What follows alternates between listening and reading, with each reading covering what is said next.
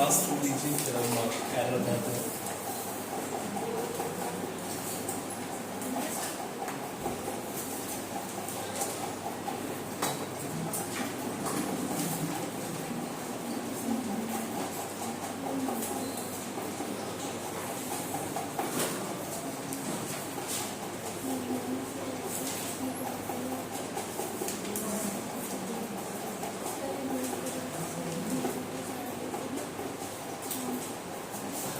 Percent versus percentage.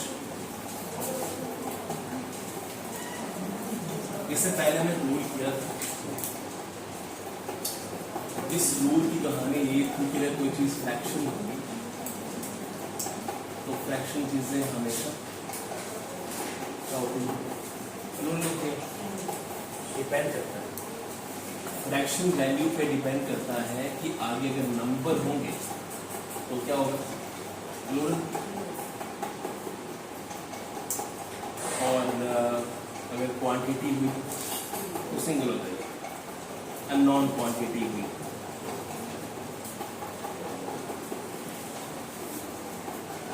ठीक है। इसे रिपीट कर रहा हूँ। रूल ये था कि फ्रैक्शन वैल्यू, फ्रैक्शन माने 1/3 ऐसे बोले, 2/4 ऐसे गए, 3/4 ऐसे गए, सब्जेक्ट 1/4 1/3 2/4 ऐसे फ्रैक्शन नंबर्स के लिए फ्रैक्शन के बाद अगर नंबर्स आए तो वो प्लूरल होगा, फ्रैक्शन के बाद अगर क्वांटिटी आई तो सिंगल को रिप्रेजेंट करेगा। परसेंट और परसेंटेज में सेम ही बनाएंगे। परसेंटेज माने जनरल बात बताया जाता है, जनरल बात को परसेंटेज कहा जाता है। लेकिन अगर ऐसे लिखा होगी 70%, 60%, 30%, तो ये सारे के सारे प्लूरल माने जाएंगे। परसेंटेज हुआ वो सिंगल माने सब्जेक्ट अगर परसेंट हुआ तो क्या होगा, वो प्लूरल। परसेंट तभी लिखा जाता है जब 70%, 90%, 40%, 90% इस तरह के वर्जन में इसको माना जाएगा प्लूरल। लेकिन परसेंटेज लिखा होगा और होगा जनरल इंफॉर्मेशन की बात तो इसको माना जाएगा सिंगल। तो मैं आपको सेंटेंसेस देता हूँ। 70% of our population, example, the 70%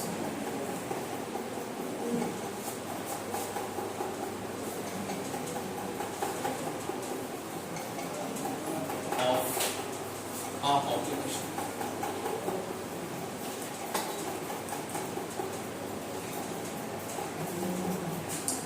dash poor.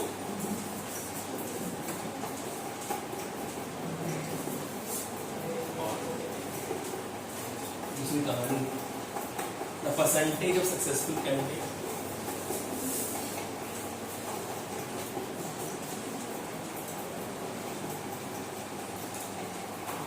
percentage of successful candidate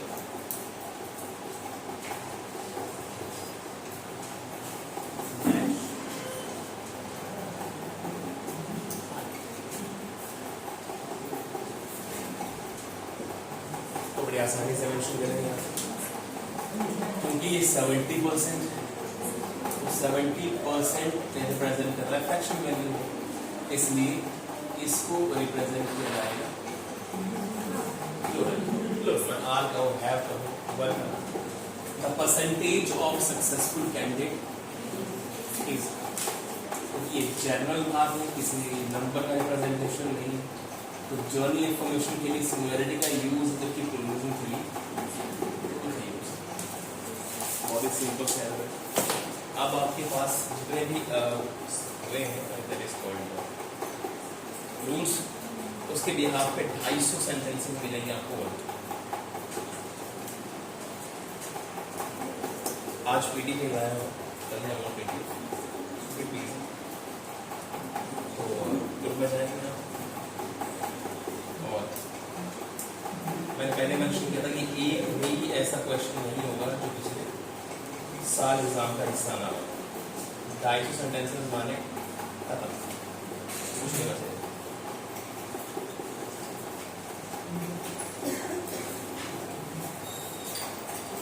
sentences का उत्तर जो है आपको 15-20 सेकंड के बाद ही करना है, जल्दबाजी नहीं करनी है। सेंटेंस नंबर 1 आपके ग्रुप के अंदर पहुंच गए। सेंटेंस, उत्तराखंड ग्रामीण बैंक ऑफिसर्स 1996। सेंटेंस लिखना है, पहले डिस्कशन में करता हूँ। मैं आज शाम को ही भेज दूंगा आपको, अगर लिख के लाने हैं सारे तो बात 50-30 लिख के लाने पहले, ताकि टाइम वेस्ट ना हो। दिन लगा मैं 50 एरर में डिस्कस किया, 50 लिख के लाने पड़ेगा। Are you aware that by making me waiting for a long time, my schedule is getting upset? No one. Are you aware that पहला ऑप्शन है by making me waiting, second version for a long time, third my schedule is getting upset, fourth। देखिए इसके अंदर error क्या है। Error तो आपको पता शायद ये उलझ भी गया है, पर सवाल क्या है? सवाल ये कि ये एरर जो है वो है मॉडिफायर्स।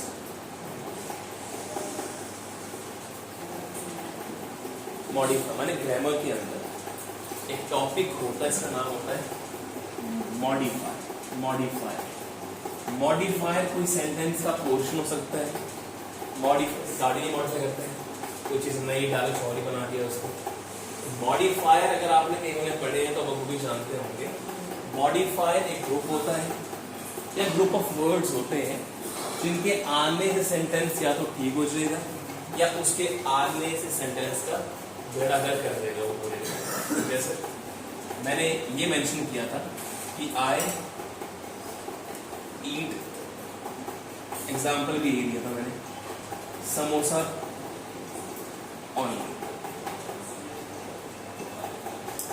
और फिर मैंने कहा था इसमें 4 शब्द हैं, एक आए है, एक ईट है, समोसा है, ऑनली है। लेकिन मैं इसी को लिखूं कि आए ऑनली ईट समोसा, तो इसमें मैंने इस सेंटेंस के अंदर कोई भी अक्षर कोई भी वर्ड जो है ऐड नहीं किया। मैंने सिर्फ एक शब्द को यहां से वहां शिफ्ट किया। पहले में था आई ईट समोसा ऑनली, दूसरे में था आई ऑनली ईट समोसा। पहला वाला सही है जबकि दूसरा गलत है। रीजन इसके पीछे ये है कि ये कहा जाता है कि जब भी आपको सेंटेंस के अंदर कोई इमोशन देना होता है तो हमेशा फोकस करना होता है एक्शन की ओर। जैसे आई ईट समोसा ऑनली, इसका अर्थ ये हुआ कि इस सेंटेंस के अंदर इसने फोकस किया है ईट पे। माने अब आप कैसे पता चला ईट पे किया हुआ? क्योंकि आई के बाद पहले ईट का जिक्र हुआ, तो आई ईट समोसा ऑनली। इसका अर्थ ये है कि ये आपको खाना किसी ने ऑफर किया। जैसे आपको खाना मान लो ऑफर किया है मैगी मान लीजिए, तो आपने कहा कि नहीं नहीं शुक्रवार को मैं सिर्फ समोसा खाता हूं। पर बात चल किसकी रही है? सिर्फ एक एक्टिविटी, इसका नाम है खाना। फिर आप पीते भी होंगे, फिर आप बाइक पसंद करते होंगे, गाड़ी पसंद है आपको, गेम पसंद होगी, उसमें से अभी जिक्र इसका हो रहा है सिर्फ एक एक्टिविटी का नाम है इसका खाना। तो आपने कहा कि मैं जब खाता हूं तो मैं सिर्फ माने खाने के जिक्र के समय में सिर्फ समोसा खाता हूं। लेकिन दूसरा आई ओनली ईट समोसा, जब इसने ओनली नाम के एक ऐसे मॉडिफायर का यूज किया तो इस ओनली शब्द ने जो है आपकी एक्टिविटी खत्म कर दी। माने भी सेंटेंस के अंदर ये बात पता नहीं चल रही ये बात कर किसकी रहा है, खाने की बात कर रहा है कि और बात कर रहा है। ऐसा ही है इसे इसका मतलब क्या होगा? खाते समय माने आपसे खाते समय किसी ने पूछा कि ये खा लो, तो आपने कहा नहीं मैं सिर्फ समोसा खाता हूँ। और आपसे किसी ने जो है आपको चाय देते हुए पूछा या आपको गाड़ी चलाते समय बोला कि गाड़ी फेवरेट कौन सी, कह रहे नहीं मैं सिर्फ समोसा खाता हूँ। ये बात समझ रहे हैं? यहाँ पे सिर्फ एक हैबिट की बात हो रही है समोसे की, यहाँ पे एक्टिविटी का जिक्र ही नहीं। साफ साफ हिंदी में कहूँ तो इसका अर्थ ये है कि मैं जिंदगी में मैंने एक चीज की है, समोसा। आई ओनली ईट समोसा। पूरा दिन करते जाओ समोसे खाता हूँ, इसका मतलब ये आई ओनली ईट समोसा, ये पूरा दिन समोसा। जैसे पंजाबियों के ऊपर कई बार जोक बनते हैं कि कहाँ गया था खाना खाने का पाची, अब कहाँ जाएगा खाना खाने जाऊँगा। पूरा दिन पंजाबी जो है वो वैरायटी ऑफ फूड खाते हैं, उसके जोक बना हुआ है कि दोपहर को कहाँ जाएगा खाना खाने जाऊँगा, रात को अब जोजों खाता उठे बोला। तो काइंड ऑफ जोक इज कि जब आप खाने का जिक्र नहीं करते, यू इन्फ्लुएंस अनदर इमोशन, आप पूरे दिन की एक्टिविटी को खाने से कंपेयर करते हैं। इसलिए कहा जाता है कि जब आप बताएंगे तो पहले वर्ब आएगी, उसका इंफॉर्मेशन ऑफ एक्शन बाद में आएगा। ऐसे ही बना इस सेंटेंस के अंदर मॉडिफाई किया हुआ चेक कीजिएगा। या एक और मैंने मेंशन किया था आपको, और आप ये चलो शायद थोड़ा सा शायद और आसान हो जाएगा। एक और लीजिए, ये ज्यादा बेटर है। Walking back from the village, सबसे बेस्ट तो यही। My wallet was lost.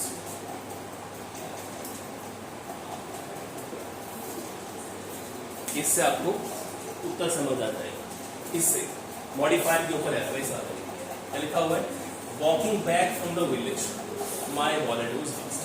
मैंने अभी अभी ही पिछले कल जिक्र किया था आपसे, ये कॉमा के बाद वाली बात कॉमा से पहले वाले के बारे में हो रही होती सारी की सारी, मैंने कॉमा लगे पॉज दिया जाता है। लिखा हुआ है walking back from the village my wallet was lost.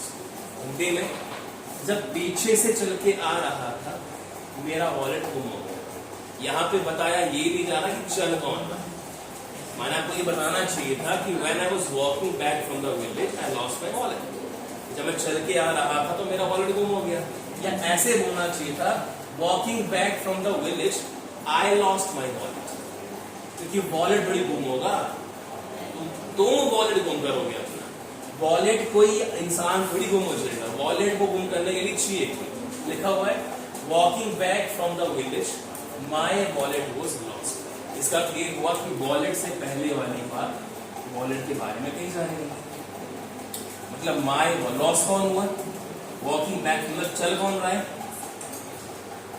समझ रहे हैं। इसमें लिखा हुआ है walking back from the village my wallet was lost, माने मेरा पर्स चल के आ रहा था और गुम हो गया किसी रास्ते गाँव में, क्योंकि चल के आ रहा था वो गुम हो गया चलते चलते। जबकि बोला ये जाना चाहिए था कि walking back from the village I lost, माने मैं था चल के आ रहा और मुझसे गुम हुआ वॉलेट, ना कि वॉलेट चल के आ रहा तो वो गुम हो गया। ऐसा ही अब यहाँ सेंटेंस के अंदर एरर क्या हुआ ये देखिए, चेक कीजिए। इसने कहा क्या है, इसने कहा है कि are you aware that by making one waiting for a long time my schedule is getting upset. बोला जाना चाहिए था I am getting my schedule upset. Schedule कैसे अपसेट होगा? हाँ जी, अपसेट कौन होता है? अपसेट किसकी हैबिट है? अपसेट कौन होता है? इंसान। अपसेट एक हैबिचुअल ह्यूमन बीइंग इमोशन है ना जी। अगर अपसेट कोई होगा तो उसका कोई इमोशन होना चाहिए, खुश होना चाहिए, दुखी होना चाहिए। शेड्यूल की औकात क्या है जी? अपसेट समझ पा रहे हैं आप? तो अपसेट कौन होगा? ह्यूमन बीइंग, ना कि शेड्यूल। तो शेड्यूल नहीं हो रहा अपसेट, अपसेट मैं हो रहा हूँ। उसे कहा जाना चाहिए था कि आई अपसेट माई शेड्यूल, मैं अपसेट हो रहा हूँ। इसलिए सेंटेंस का इस पोर्शन नंबर डी जो है that is wrong. My schedule is getting upset, ये गलत है। बोला जाना चाहिए था you are getting my schedule upset. काट के इसको यू आर, तो सवाल पूछ सकते हैं फटाफट से। यू आर गेटिंग माने एरर ये वाली जो मर्जी लिखो आप, माई शेड्यूल।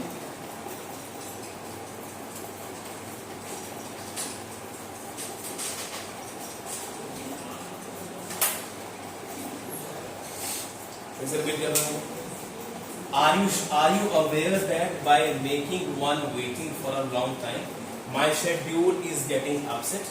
यहाँ पे शेड्यूल अपसेट नहीं होगा, कहा जाना चाहिए था you are making my, माने पूरी बात कही जानी चाहिए कि तुम हो जो अपसेट कर रहे हैं मुझे या मेरे शेड्यूल को या मेरे थॉट को। लेकिन शेड्यूल अपसेट हो रहा है कहना गलत। नेक्स्ट हमारे पास बैंक क्लर्क 1990। तो आसान चीजें से तो आसान देनी शुरू।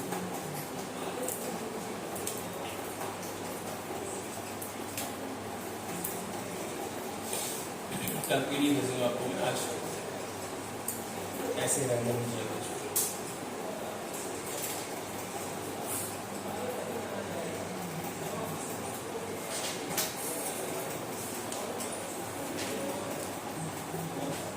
पढ़े हुए रूल्स पढ़े हुए हैं तो आसानी से समझ जाए।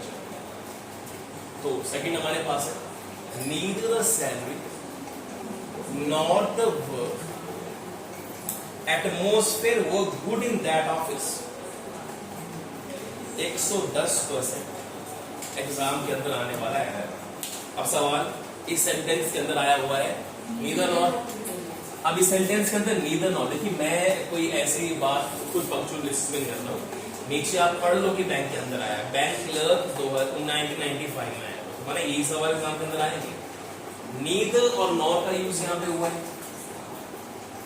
नीदर नॉर क्या है? नीदर और नॉर क्या है? कंजक्शन। और कंजक्शन जो होता है वो हमेशा दूसरे वाले को देख के हेल्पिंग वर्ब का यूज करता है। रूल ऑफ प्रॉक्सिमिटी कहते हैं। रूल्स नहीं पढ़े तो सिर्फ मेरी शब्द नहीं पढ़ी क्लास में या घर में पढ़ाई नहीं कर रहे हैं। Neither nor NEITHER neither nor ऐसे और होते हैं, ईदर और ऐसे होते हैं, और नोट ओनली पढ़ो।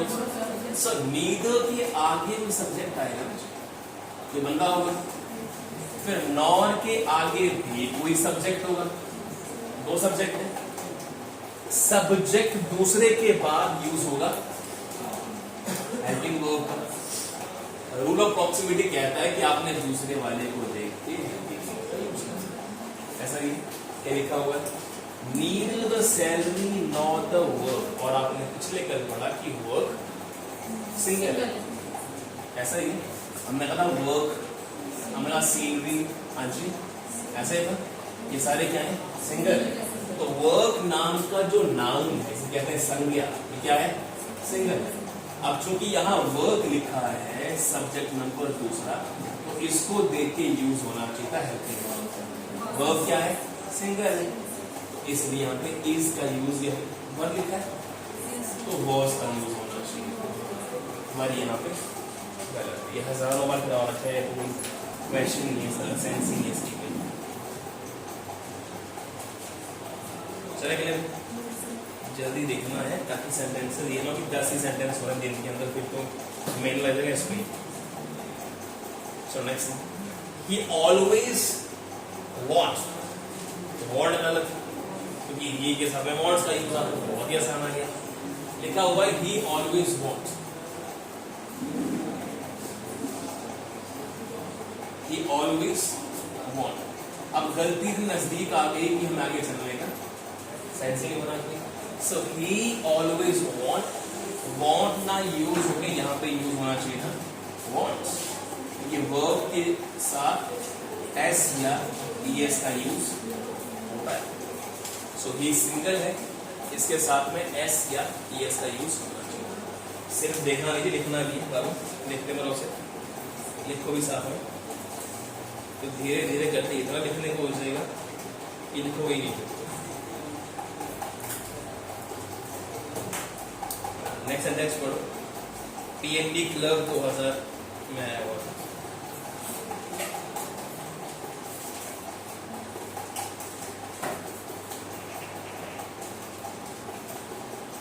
PNB clerk 2000।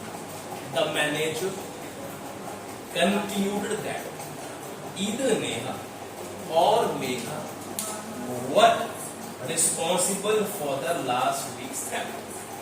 सेम कहानी,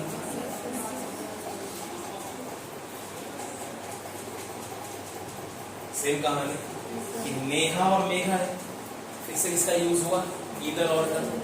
हम पहले कह चुके हैं कि नीदर नॉट, ईदर और, इन सारों के साथ रूल ऑफ प्रॉक्सिमिटी फॉलो होता है। हमारे नजदीक वाले को देख के हेल्पिंग वर्ब का यूज होता है। सब्जेक्ट नंबर 1, सब्जेक्ट दूसरा और आगे हेल्पिंग वर्ब। तो हेल्पिंग वर्ब का यूज नजदीक वाली को देके किया जाएगा, ऐसा ही है। तो यहाँ पे जो हेल्पिंग हम पढ़ क्या रहे हैं, सब्जेक्ट वर्ब एग्रीमेंट, तो एरर वर्ब में ही होगा ना, सब्जेक्ट और वर्ब के बीच में। तो लिखा है ईदर नेहा और मेघा, तो नेहा भी सिंगल, मेघा भी सिंगल, दोनों सिंगल हैं, तो फिर वर्ग क्यों आए, तो वॉज आए, तो वर्ग नहीं आएगा, हाँ लीजिए इसको क्या आएगा, वॉज आएगा।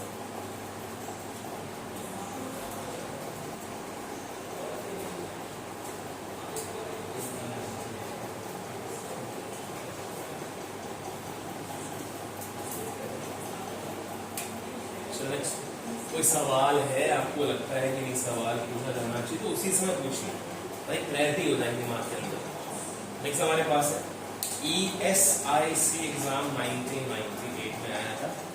Tell Ram that he can not behave the way he likes college.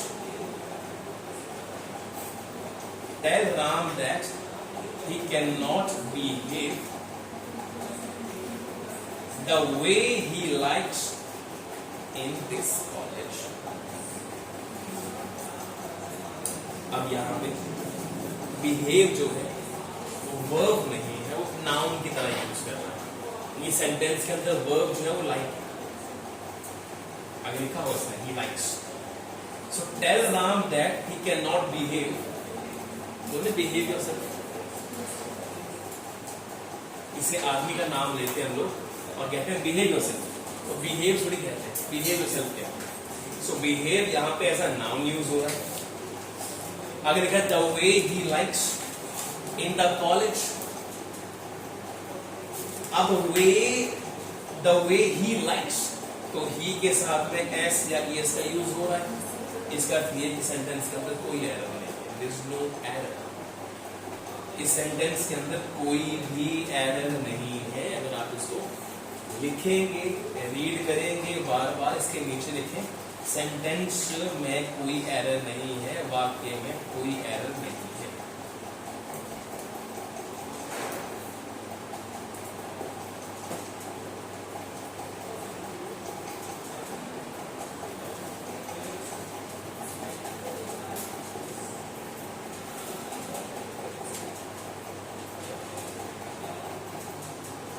हमारे पास next sentence, the course provide not only theoretical inputs but also practical. Not only but also use है।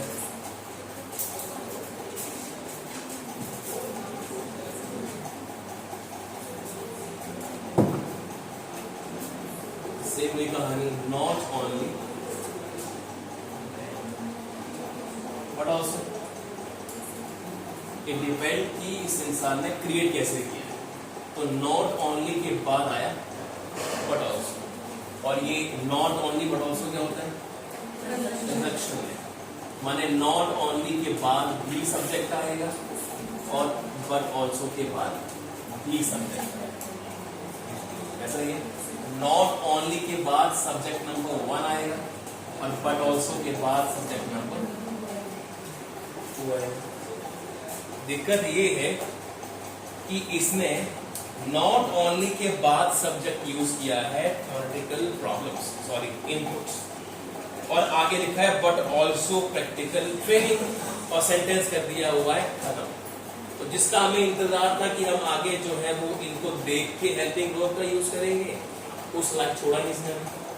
रिपीट कर रहा हूं, नॉट ओनली बट ऑल्सो के बाद हम second वाले को देख के हेल्पिंग वर्ब यूज करेंगे, पर यहाँ तो जी नॉट ओनली बट ऑल्सो के बाद हेल्पिंग वर्ब का ऑप्शन ही नहीं है। चेक कीजिए, नॉट ओनली के बाद कहीं is am are was were has have आ रहा है, कहीं नहीं आ रहा। लेकिन ये देखो कि द कोर्स प्रोवाइड, कोर्स क्या है, कोर्स सिंगल चीज, कोर्स जो है वो रिप्रेजेंट करता है सिंगुलैरिटी को। अब अगर सिंगुलैरिटी को रिप्रेजेंट करेगा तो प्रोवाइड करना एक वर्ब है, तो प्रोवाइड समथिंग। सो यहाँ पे जब लिखा गया है कि कोर्स, तो कोर्स क्या है? सिंगल चीज है। अब ये सिंगल चीज है तो फिर आगे वर्ब के साथ एस या एस का यूज होना चाहिए था, तो प्रोवाइड्स होना चाहिए था, प्रोवाइड नहीं, प्रोवाइड्स होना चाहिए था, प्रोवाइड नहीं होना चाहिए था। ऐसा ही हर दूसरे रोल में आपको वही कहानी रिपीट होती थी। रूल्स ही बनते हैं। The course provides not only theoretical inputs but also practical training. चलिए अगले रूल नंबर 7 है। इसका एरर तो आपने नहीं एक सेकंड में देंगे, तो जिसको पता है वो इसको रूल नहीं पढ़ा हुआ। BSRB क्लियर एग्जाम 1986 बहुत ही सिंपल सा था। इसने 2001 से लेके 2002 1986 सब उठाए गए। Many a men have been working under me. No error. Has been आना चाहिए था, इसलिए कि मैंने ये इतनी कर कहानी दी इसने, और ऐसे एग्जाम में नहीं आता। मैनी प्लूरल होता है जबकि मैनी ए सिंगल होता है। मैनी ए सिंगल होता है तो मैनी ए मैन के बाद हैज बीन आना चाहिए था, हैव बीन नहीं आना चाहिए। अगला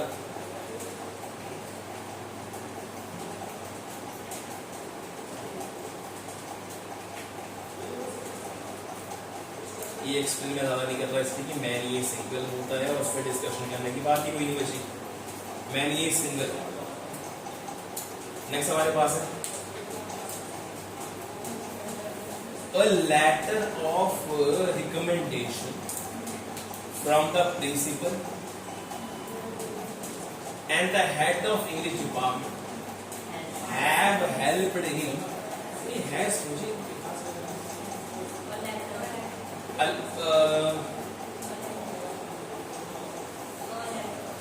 a letter of recommendation is from the principal and the head of English department.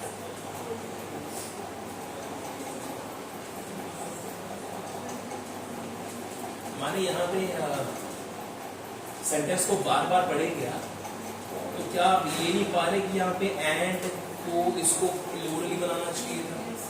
And जब बीच में आया है तो देखिए मैं अपनी पूरी कोशिश करूंगा कि आपसे उल्टा बनवाऊं, तो कोशिश करना मत बोलो। A letter of recommendation from the principal and head of English department have helped him.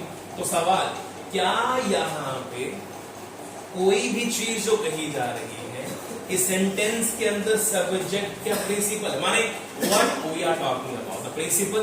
No. English teacher? No. Letter, and there is one letter. The reason behind this कि यहाँ पे हैव ना होके हैज होगा, the reason is यहाँ पे letter का जिक्र है, उस लेटर ने हेल्प की।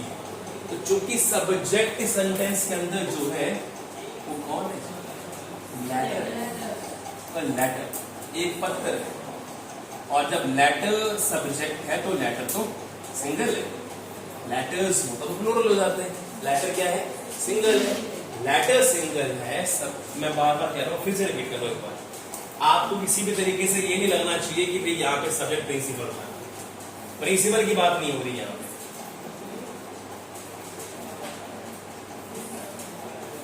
ऐसा ही देखिए, मेरी इस बात को अंडरस्टैंड कीजिए।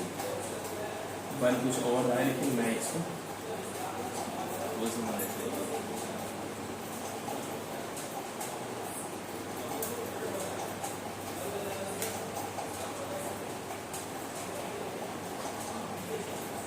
मैंने अपनी तरफ से फ्लावर्स बनाए हैं, बुके फ्लावर्स।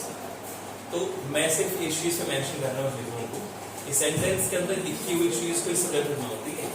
सेंटेंस के अंदर लिखी चीज सब्जेक्ट नहीं होती है, डिपेंड्स बात किसकी चल रही है। एग्जांपल दूं आपको मैं, क्या फ्लावर्स का अगर बना दिया जाए और बंच कहते हैं, फ्लावर्स का बंच होता है, बुके होता है, बंच ऑफ ग्रेप्स, हाँ जी, फ्लावर्स क्या होता है? Bouquet of flowers. अब सवाल मेरा आप लोगों से, क्या बुके जो है वो डिफरेंट डिफरेंट चीजें हैं कि बुके माने जैसे मान लो मैं आपसे कहूँ कि आज शादी किसी बुके देना है, तो क्या आप बुके के लिए अच्छी शॉप ढूंढते हैं कि आप सीधे बोलते हैं ले आओ यार जानिए? माने क्या आपके नजर में बुके की कोई अहमियत है कि भाई ये बुके अच्छे बनाता है, ये नहीं बनाता, वो बनाता है ना ऐसी चीज? मार्कर है, तो मार्कर की कंपनी है ना कोई, आप ये मंगवाएंगे, वो नहीं मंगवाएंगे, वो मंगवाएंगे। अब सवाल मेरा ये कि आप बुके, बुके एक ऐसी चीज है जिसकी आप अलग से प्रेज कर सकते हैं, इसलिए कि बुके एक बंदा अच्छा बनाता है, एक अच्छा नहीं बनाता है। गाड़ी जब सजाते हैं आप लोग, गाड़ी जब सजाते हैं इस समय पे, तो उसमें जाते हैं अच्छे शॉपकीपर के पास कि गाड़ी जाना बड़े अच्छे है। ऐसा ही है सवाल, आपने जब मुझे बुके दिया किसी फंक्शन पे, तो मेरे पास दो चॉइसेस हैं, मैं प्रेज किसकी करूं? अगर मैंने प्रेज की फ्लावर्स की तो ये प्लूरल है, और अगर मैंने प्रेज बुके की कर दी तो सिंगल है। ऐसा ही है ना, मैं कह रहा हूं बुके बड़ा प्यारा बना हुआ है, तो बुके जो है वो कलेक्टिव नाउन है, वो सिंगल है, लेकिन जो फ्लावर्स है वो प्लूरल है। Flowers of the bunch or bunch of the flowers या बुके ऑफ द फ्लावर्स, तो इसलिए कि सब्जेक्ट जब बुके होगा तो वो सिंगल बन जाएगा, और जब ये बनेगा फ्लावर्स तो प्लूरल। मेरी चॉइस है, मैं जो बनाना चाहता हूँ। अगर फूलों की तारीफ करनी है तो फ्लावर्स को टॉपिक रखूंगा मैं, और अगर प्रेस करनी है बुके की तो बुके रखूंगा मैं। ऐसा ही तो यहाँ पे जो मेंशन किया हुआ कि लेटर ऑफ रिकमेंडेशन, मेरी मर्जी थी, मैं चाहता तो प्रिंसिपल को अहमियत दे सकता, तो मैंने किसको दी? लेटर। लेटर इंपॉर्टेंट चीज है इसके अंदर, इसे लेटर का जिक्र। अब लेटर क्या है? लेटर सिंगल चीज है, लेटर्स होते तो प्लूरल हो जाता।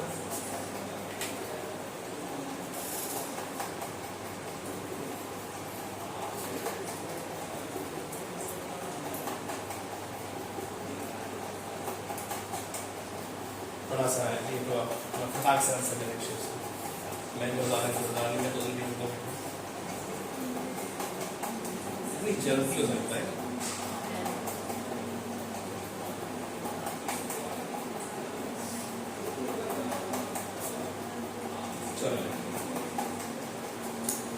Congress president and many members of the opposition। तो सवाल, इस सेंटेंस के अंदर एंड नाम के कंजक्शन का यूज इन दोनों पार्टियों को जोड़ने के लिए हो रहा है। कांग्रेस के लीडर और थोड़े मेंबर ऑपोजिशन के लिए। तो पिछले वाले में जो एंड का यूज हुआ था वो सब्जेक्ट से हटके हो रहा है, लेकिन यहां जो एंड का यूज हो रहा है ये दोनों को जोड़ने के लिए हो रहा है जी, दोनों। हाँ जी, तो यहां सब्जेक्ट कांग्रेस नहीं है, कांग्रेस और ऑपोजिशन के लीडर दोनों हैं।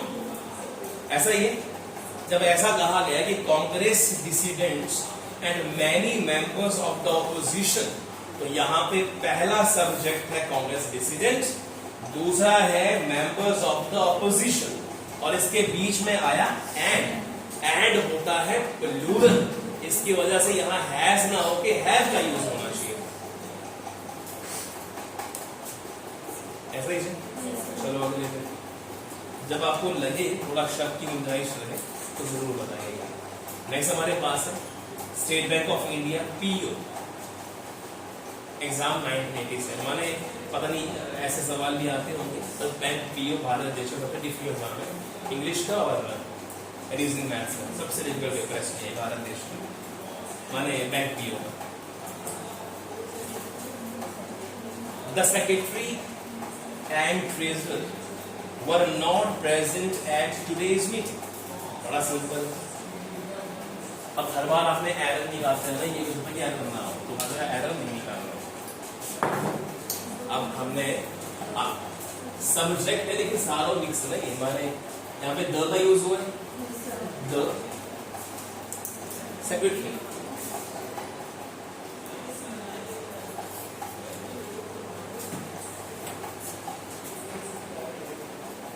Frizzler and again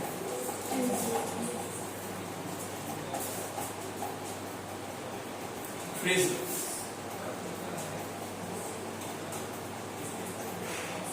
Frizzler और आगे लगा रहे इसमें वन। तो चूंकि हम पढ़ रहे हैं सब्जेक्ट वर्ब एग्रीमेंट, तो गलती होगी तो यहां होगी तो नहीं होगी। सवाल इस सेक्रेटरी अलग चीज होती है और ट्रेजरर अलग चीज। ट्रेजरर होता है जहां आपको डिस्ट्रिक्ट ट्रेजरी ऑफिस, जहां आपको पेंशन वगैरह देते हैं, वो ट्रेजरी ऑफिसर होता है। द सेक्रेटरी एंड ट्रेजरर, तो माने सेक्रेटरी अलग चीज है और ट्रेजरर अलग चीज है। पर कंडीशन ये है यहाँ द का यूज ना होता तब तो ठीक, सुना गौर से, यहाँ द का यूज ना होता तो ठीक कि वो सेक्रेटरी एंड ट्रेजरर। तो सेक्रेटरी एंड ट्रेजरर दो लोग हो गए, लेकिन जब इसने आर्टिकल द का यूज किया तो इसका इशारा ये है कि दोनों बंदे सेम ही है, जो सेक्रेटरी है वही ट्रेजरर है। ऐसा हो सकता है गवर्नमेंट ऑफ इंडिया ने, गवर्नमेंट ऑफ हिमाचल प्रदेश ने जिसको सेक्रेटरी बनाया है उसको ट्रेजरर बनाया हो। तो जब आर्टिकल 1 के साथ यूज हुआ, इसके साथ हुआ, इसका अर्थ ये हुआ कि जो ट्रेजरी ऑफिसर है वही सेक्रेटरी है, जो सेक्रेटरी है वही ट्रेजरी ऑफिसर है। तो यहाँ पे आर्टिकल का यूज एक बार हुआ, इसलिए यहाँ पे वर ना होके वॉज का यूज आना चाहिए था। अब सवाल आपका हो कि वर कैसे आना था, जब यहाँ पे ट्रेजर्स के साथ भी द का use, the secretary and the treasure were absent. तो आर्टिकल का यूज दो बार हुआ तो प्लूरल, और आर्टिकल का यूज एक बार ही हुआ तो ये वाली कहा हमने द ब्लैक, अच्छा पढ़ा आपने, the black and white dog. दूसरा one the black and the white.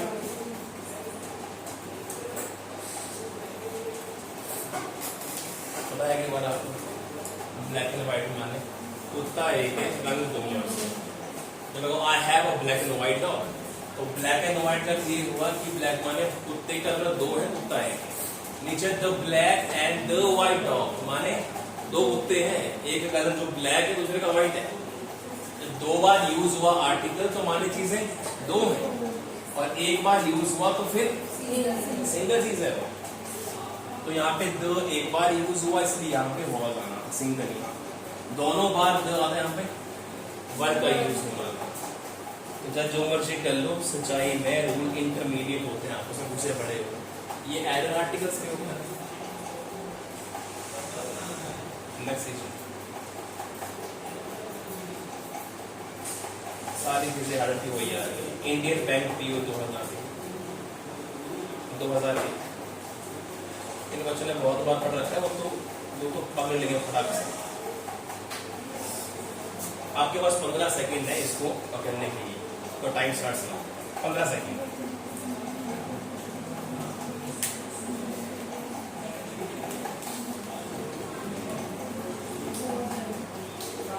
हो गए 15 सेकंड। वॉज आना चाहिए था।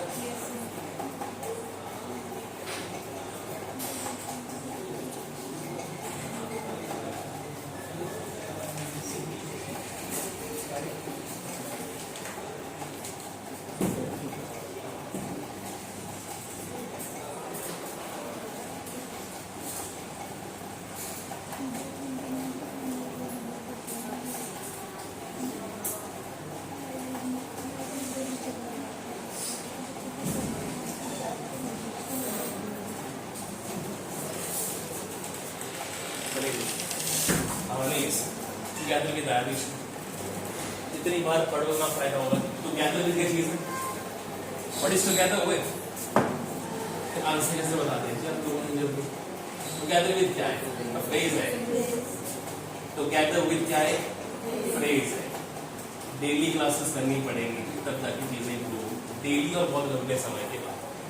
टुगेदर विद क्या है? फ्रेज है। और फ्रेज जो है वो अगले वाले के बारे में सिर्फ इंफॉर्मेशन देता है। ऐसा ही है, इसका काम है इंफॉर्मेशन देना कि चाय के साथ कप मिल रहा है, भाई के साथ बहन भी घूमने जा रही है, राहुल अपने पेरेंट्स के साथ जा रहा है। सब्जेक्ट अलग चीज होती है और इनका काम है इन्फॉर्म करना। क्या लिखा हुआ है? The gentleman together with his wife. तो कहानी ये है कि बात यहाँ जेंटलमैन की हो रही है, पत्नी की नहीं। पत्नी क्या है? इंफॉर्मेशन है कि जेंटलमैन के साथ पत्नी और बेटी दोनों है। तो बात यहाँ जेंटलमैन की है, टुगेदर विद फ्रेज है जो अगले वालों के बारे में इंफॉर्मेशन देता है, इसलिए जेंटलमैन यहाँ सब्जेक्ट है, उसकी पत्नी और बेटी नहीं। तो जेंटलमैन सिंगल चीज है, इसलिए वॉज डोंट आना था, ना कि हुआ। ऐसे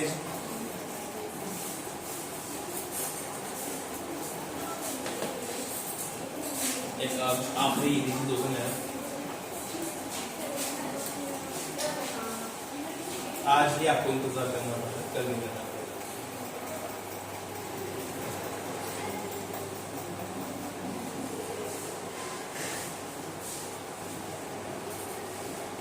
LIC double A exam 1990।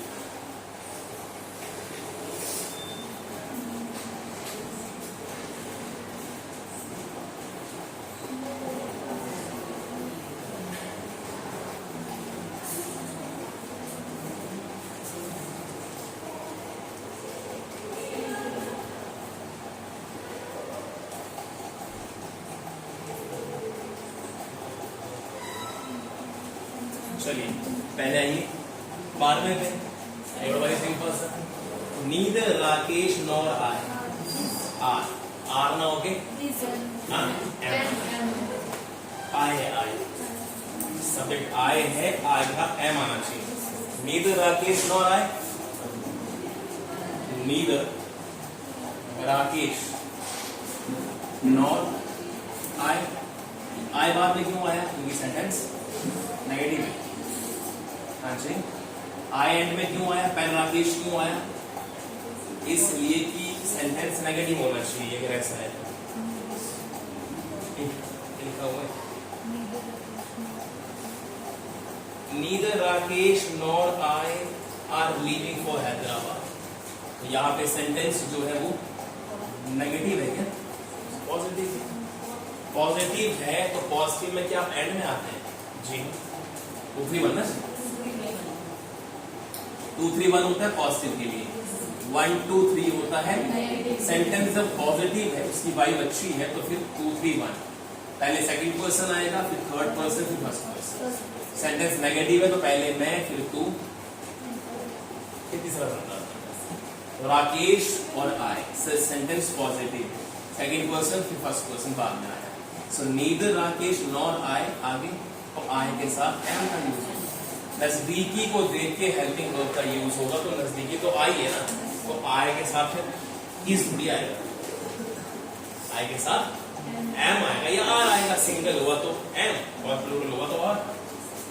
Coding sentence भी है, Our country need a number of self-sacrificing and double political leaders। अब सवाल यहाँ पे कंट्री को रिप्रेजेंट किया जा रहा है या कंट्री मेंबर्स लोगों से? अच्छा, क्या देश के लोगों को चाहिए?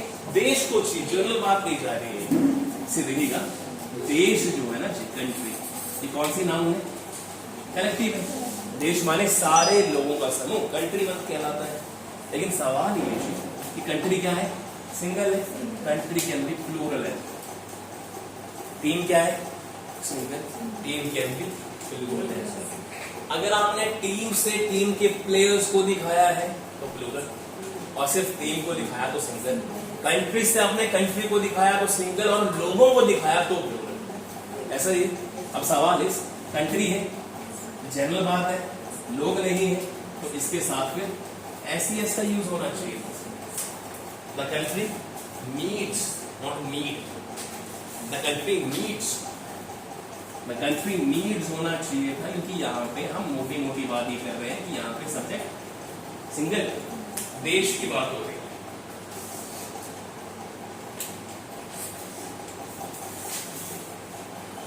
चले लास्ट फिर ये आज 14 सेंटेंसेस हुए हैं, कल एक ही दिन में 40 हो जाए। काम आपने ये करके लाना है कि लिख के लाना है।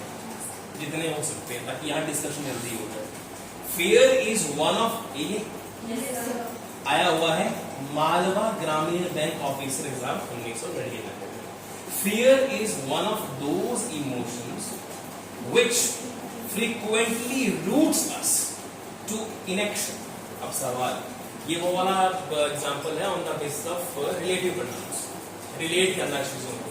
क्या विच रिलेटिव प्रोनाउन नहीं है? बड़ा से बोलना, क्या विच, हु, दैट, अब देखना चाहिए। और फटाफट से ये 2 एरर आएंगे आपको। मैं चाहे 3800 करवाऊं, इस बुक का 3800 है, मैं 3800 करवा दूंगा। पेपर में आएंगे 4 ही आएंगे या 5 एरर आएंगे आपको। पर अगर आप सारे टॉपिक उठाएंगे तो आपके फिर 90% टॉपिक चले जाएंगे वहां से। पर जो मैं एरर करवा रहा हूँ ना, ये एरर जो है हाईएस्ट आपको 5-6 बनेंगे। 2 आर्टिकल पे, 2 कंजक्शन पे आ जाएंगे, 2 ऐसे बनती है चीज। विच लिखा हुआ है, विच क्या है? Relative pronoun. पर नाउन किसको रिप्लेस करता है? नाउन क्या है?